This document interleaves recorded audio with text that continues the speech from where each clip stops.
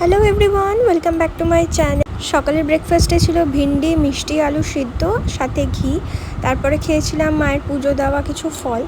আর যেহেতু আমি মাছ একদমই খেতে পারছি না, ইনফ্যাক্ট সকালের দিকে আমি রুটিটাও অতটা খেতে পারছি না, তাই জন্য সকালে সিদ্ধ ভাত খাচ্ছি। আর মাছ যেহেতু খেতে পারছি না, কিন্তু প্রোটিন খাওয়াটা অবশ্যই দরকার, তাই জন্য মা আজকে মাছের একটা দারুণ রেসিপি বানিয়েছিল।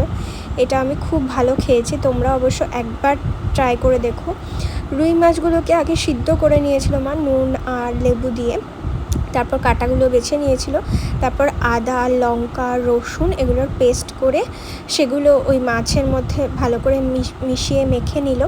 তারপরে দিল হচ্ছে বেসন, কর্নফ্লাওয়ার আর কিছু গুঁড়ো মশলা, সেগুলো দিয়ে ভালো করে মেখে এরকম দেখো ফিশ ফিঙ্গারের মতন শেপ দিয়ে নিয়েছে। তারপর কর্নফ্লাওয়ার গোলা জলে ভালো করে ওগুলোকে একটুখানি ডুবিয়ে নিয়ে বিস্কুট গুঁড়ো করে সেই বিস্কুটের গুঁড়ো দিয়ে একটা কোটিং করে সেগুলোকে মা ভেজে দিয়েছিল।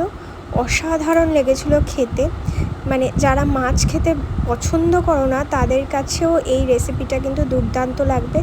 আর বাড়িতে কেউ এলেও এই ফিশ ফিঙ্গার করে খাওয়াতে পারো। আজকে দুপুরে লাঞ্চে ছিল টক ডাল, পটল ভাজা, আলু ভাজা, আর ছিল এক টুকরো মাছ ভাজা যেটা আমি খেতে পারিনি, আর ছিল